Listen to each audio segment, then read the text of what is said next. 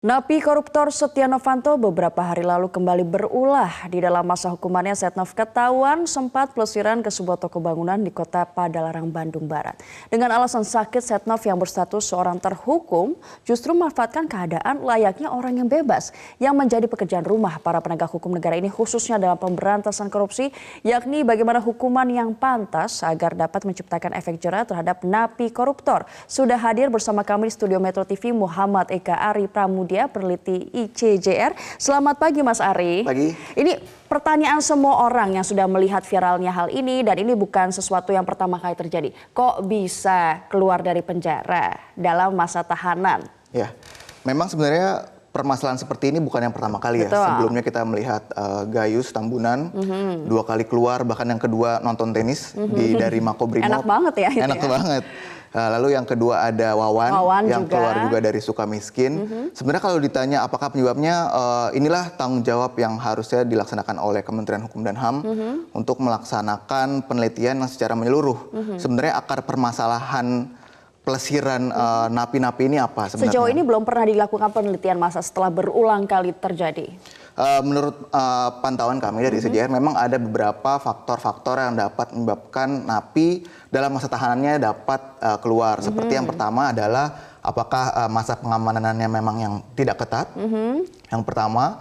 Atau yang kedua, memang orang-orang tertentu ini memiliki power-power. Ditambah lagi, memang petugas lapas ini yang memang tidak memiliki kapasitas atau inkompetensi, plus mereka integritasnya memang masih dipertanyakan, seperti itu. Atau yang ketiga mungkin juga bisa memang karena permasalahan overcrowding yang memang sudah sangat parah di Indonesia, extreme overcrowding. Tapi saya rasa untuk permasalahan ketiga tidak terlalu relevan. Jadi sebenarnya masalah di SDM bukan di sistemnya?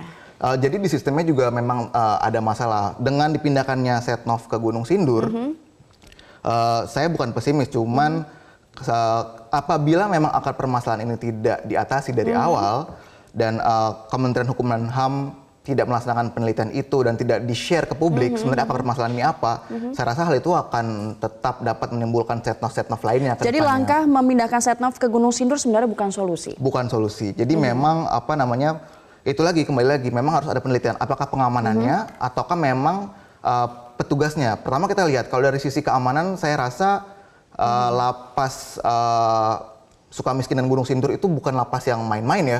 Kita bisa lihat di situ fasilitas seperti CCTV, apalagi di Gunung Sindur itu CCTV ada di dalam kamar. Betul. Tapi dalam kasus Setnov, dia bukan kabur, tapi kan dia menyalahgunakan izin berobatnya, seperti itu. Lalu untuk yang kedua, apakah masalah integritas? Nah, ini yang mesti kita lihat. Apakah memang di dalam sistem itu terdapat petugas-petugas yang memang masih melaksanakan praktik jual beli fasilitas seperti itu. Jadi memang harus dilihat secara menyeluruh sebenarnya akar permasalahan ini seperti apa. Nah, kalau dibilang sebagai simbiosis mutualisme antara petugas dan juga terpidana, ini bisa dikatakan simbiosis mutualisme nggak?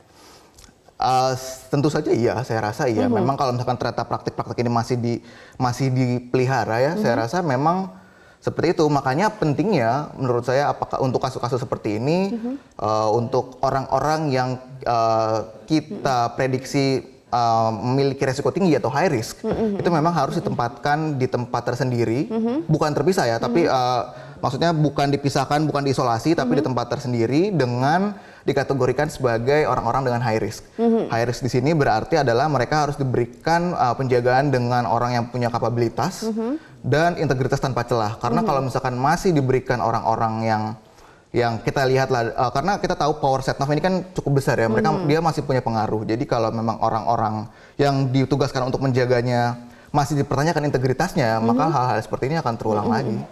Nah, kalau misalnya dari pernyataan Mas Ari tadi, apakah ini harus punya suatu penjara yang lebih secure lagi seperti Nusa Kambangan Baru, ditaruh aja di tengah pulau gitu, jadi mereka nggak bisa kemana-mana, agent sakit memang harus dengan penjagaan ketat, atau bahkan rumah sakitnya di dalam situ gitu? Misalnya. Ya, oke. Saya sih sebenarnya agak kurang setuju kalau misalkan membuat suatu penjara baru yang kemudian dipisahkan, karena itu akan menimbulkan efek lainnya, seperti misalkan kalau misalkan kita ada kemungkinan misalkan faktor keluarga. orang misalkan ini Setnov kan dalam hal ini dia mengunjungi istrinya seperti itu. Jadi kalau misalkan saya lebih setuju dalam kondisi lapas yang sudah ada ini memang diberikan satu blok tertentu yang dikhususkan untuk orang-orang yang diklasifikasikan sebagai high risk seperti itu.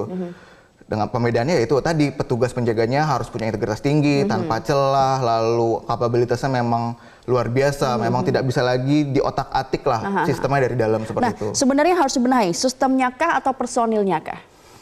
Saya rasa semuanya sih harus dibenahi. Kalau dari sistem seperti apa? Sistemnya saya rasa memang kondisi lapas sekarang ya kita tahu lah sekarang kondisi overcrowding segala macam. Jadi memang Tapi ada. itu bukan alasan. Memang itu bukan alasan, tapi memang ada sistem-sistem ya berbagai macam. Ini semua berkesinambungan karena mulai dari sistem, dari personil, semuanya itu berkesinambungan. Mulai dari segala macam pendidikan untuk petugas lapas, lalu upgrading skill mereka, itu semua sangat berkesinambungan. Jadi kalau memang ini tidak dibenahi dari A sampai Z, itu tadi saya bilang, apabila rekomendasi pemerintah tidak dilaksanakan secara menyeluruh, hanya memindahkan saja, itu tidak akan menyelesaikan masalah. Nah, pertanyaan terakhir, kalau misalnya kita telisik sampai atas, siapa yang paling bertanggung jawab dan harus mengubah ini semua? Tentu saja Kementerian Hukum dan HAM.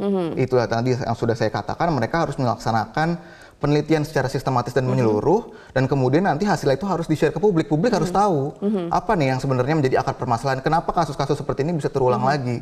Dan kemudian itu harus dilaksanakan, tentunya dilaksanakan secara Jadi menyeluruh. selama ini permasalahannya adalah tidak open kepada publik, penelitian dilaksanakan tapi? Betul, penelitian dilaksanakan. Tidak open kepada publik dan juga tidak dilaksanakan secara menyeluruh. Itu permasalahan sampai saat ini. Betul. Oke, Mas Ari, peneliti ICJR, terima kasih telah berbagi informasi kepada kita. Semoga hal seperti ini tidak terulang dan pemerintah juga tegas, Kemenkumham juga tegas. Terima kasih.